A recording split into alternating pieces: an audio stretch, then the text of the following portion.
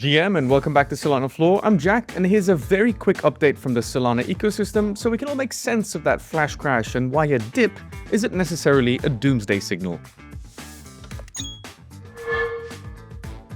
Markets did take an absolute beating across the board last week with a possible $10 billion of crypto liquidations. We saw BTC dipping as low as 92k and Sol even tagged $183 before bouncing back.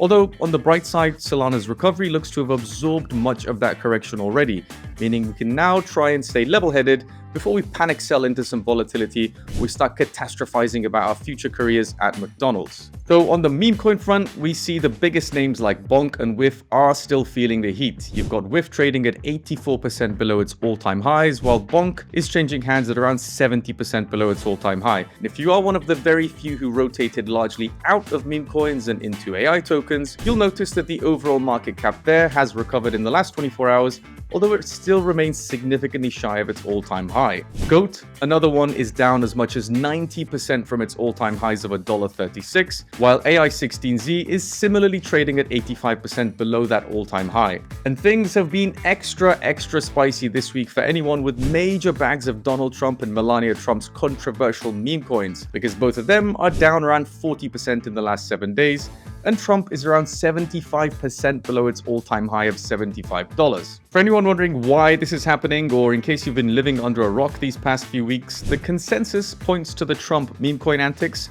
along with the latest announcements from China's large language model DeepSeek as the two biggest negative catalysts that are impacting this price action we're seeing at the moment. But let's zoom out for a second before we start sending CVs out to McDonald's. Because despite a broader market drawdown, Solana is doing exactly what it's built for. It's delivering fast, efficient financial infrastructure for both retail and institutional users. Here's a few reasons why. For the first time ever, Solana surpassed Ethereum in 30-day revenues.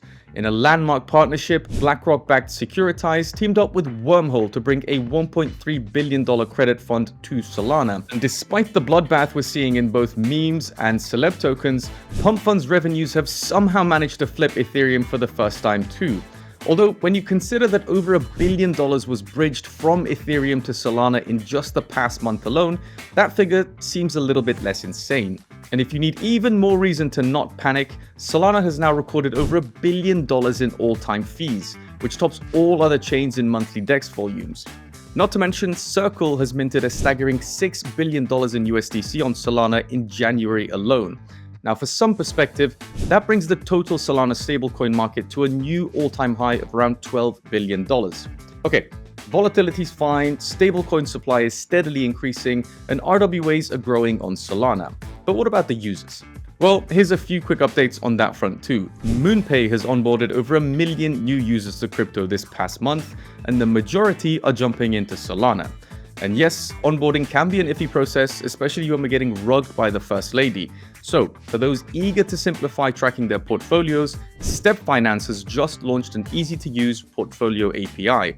So you can now seamlessly monitor your wallet positions, see your historical transactions, and you can get even detailed DeFi and NFT data all in a single page. And just finally, I want us to think about this deeply for a second. Today, there are millions of people around the world that use smartwatches or wearables to track their health. They go for walks, runs, or regular exercise. And of course, they use their smartphones to make billions of dollars of transactions each day. That's the reality. But that system isn't set up to benefit the users. Now compare that to the near future, because the most popular wearable in the world, Whoop, is being challenged by Pulse, which already has $1 million in revenue. Moonwalk Fitness is now available on Android as well, and it is changing the way we track and improve our health, with people all around the world using it to meet their daily step goals and earn rewards in the process. And finally, the Solana Seeker will likely replace Apple Pay and Android as the primary payment method for many people in the near future. So there's 3 more reasons, in case you needed them, why a bullet price action should come nowhere near shaking you out. And with that, I want to thank you for tuning in to Solana Floor, and I'll see you next time for more of the very latest.